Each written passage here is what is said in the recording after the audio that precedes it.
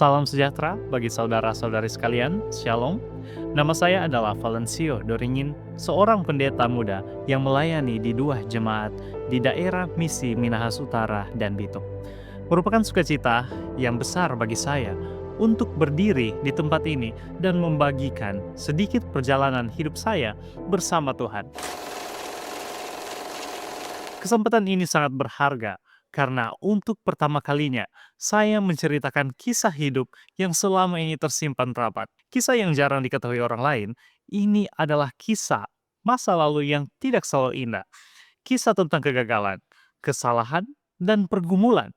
Namun, hari ini kisah itu saya bagikan bukan untuk membuka luka lama, melainkan agar apa yang dahulu gelap boleh dipakai Tuhan menjadi terang bagi banyak orang.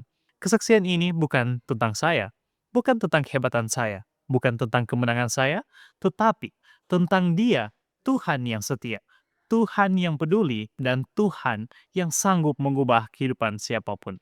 Karena itu, sementara saudara mendengarkan kesaksian ini, saya rindu kita semua mengarahkan hati dan pikiran kita kepada Tuhan yang ajaib, penuh dengan kasih. Jika saudara bertanya, apa cita-cita saya di masa muda? Jawaban saya pasti bukan menjadi seorang pendeta. Bahkan, kata itu tidak pernah terlintas dalam pikiran saya. Mengapa? Karena saya mengenal diri saya sendiri. Saya bukan orang yang pandai bicara. Untuk berdoa dengan lantang saja, saya sering merasa canggung. Apalagi berkhotbah di depan banyak orang. Saya sering merasa seperti Musa, merasa tidak sanggup, merasa tidak layak, dan penuh ketakutan ketika harus melangkah dalam panggilan pelayanan. Keraguan itu bukan hanya saya rasakan sendiri, tetapi juga dirasakan orang-orang terdekat saya. Ada satu momen yang sangat saya ingat. Dalam sebuah acara keluarga, ayah saya pernah berkata bahwa saya tidak pernah membayangkan saya akan melayani Tuhan. Mengingatkan pada masa remaja saya yang penuh kenakalan. Kalimat itu tidak menyakiti saya.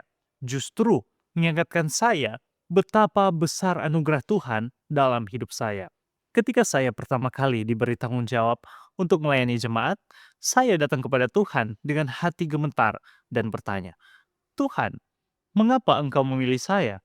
Saya takut, saya merasa tidak sanggup, saya khawatir ditolak dan dibenci, saya merasa tidak berdaya.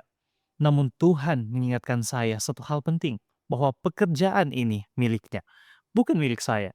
Tuhan tidak mencari orang yang sempurna, tetapi hati yang mau taat dan setia. Dia sendiri yang akan menyelesaikan pekerjaannya. Ia hanya mencari alat yang mau dipakai. Ada bagian dari masa lalu saya yang tidak banyak orang ketahui. Sejak masa kecil, saya sudah tidak tinggal bersama orang tua. Saya harus bersekolah jauh dari rumah, tanpa pengawasan dan pendampingan yang cukup. Saya bertumbuh dengan banyak kebebasan, tetapi minim arahan.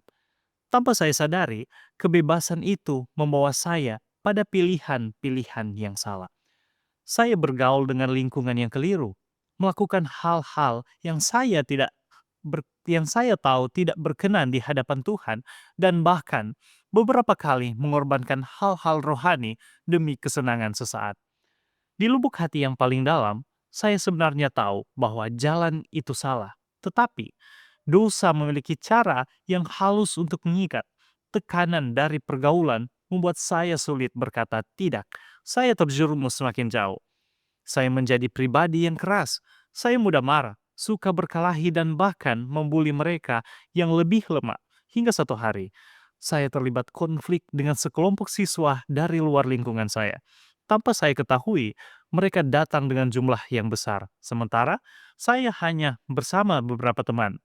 Ketika saya melihat jumlah mereka, beberapa teman saya lari meninggalkan saya. Apa yang terjadi selanjutnya?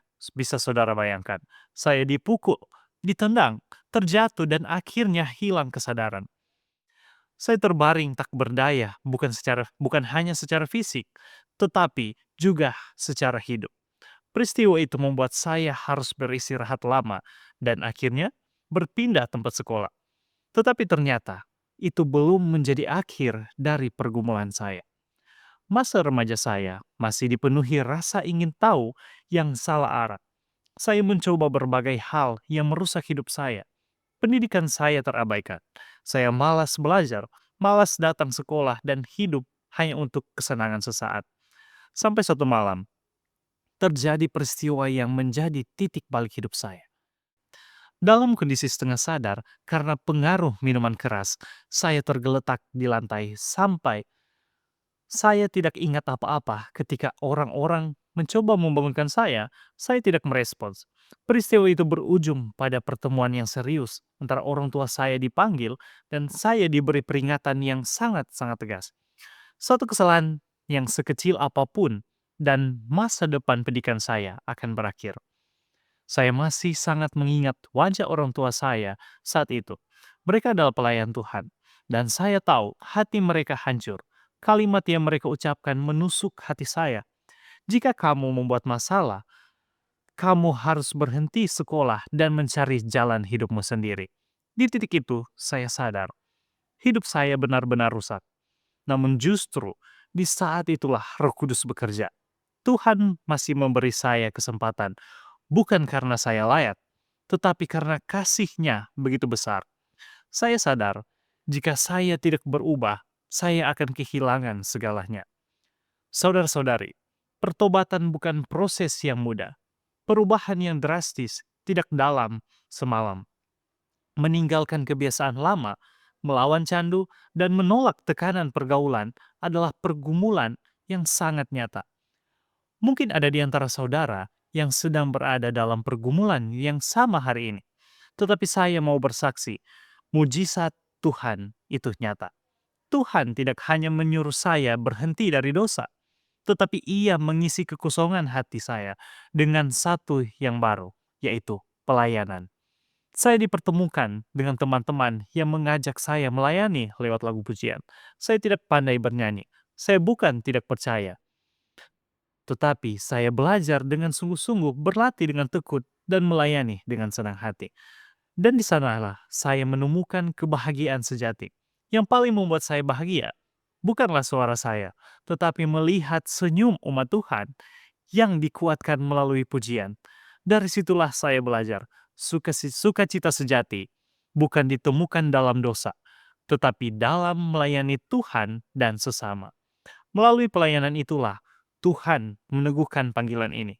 Perlahan tapi pasti, saya berkomitmen untuk menyerahkan hidup saya sepenuhnya kepada Tuhan. Ada satu firman Tuhan yang sangat menguatkan hidup saya, tertulis dalam kitab Yehezkiel pasalnya yang ke-36, ayatnya yang ke-26 sampai ayat yang ke-27. Kamu akan kuberi hati yang baru dan roh yang baru di dalam batinmu, dan aku akan menjauhkan dari tubuhmu hati yang keras dan kuberikan kepadamu hati yang taat. Rohku akan kuberikan diam di dalam batinmu, dan aku akan membuat kamu hidup menurut segala ketetapanku dan tetap berpegang pada peraturan-peraturanku dan melakukannya. Firman ini mengajarkan saya satu kebenaran. Jika kita masih mengandalkan kekuatan sendiri, kita akan gagal. Tetapi ketika kita berserah, Tuhan sendiri yang akan mengubahkan hati kita. Saudara-saudari, jangan merasa terlalu berdosa untuk datang kepada Tuhan. Seringkali Tuhan tidak memakai orang yang paling suci, paling pandai, atau paling hebat. Tuhan memakai orang yang mau dibentuk, orang yang mau diubah, orang yang mau berkata, "Tuhan, pakailah aku." Apapun latar belakang saudara, sebesar apapun kesalahan masa lalu, Tuhan belum selesai dengan hidup saudara. Jika Tuhan sanggup mengubah hidup saya, Ia juga sanggup mengubah hidup saudara. Maukah saudara percaya kepada kuasanya dan mengalami kehidupan yang baru bersama Dia? Kiranya Tuhan memberkati kita semua. Amin.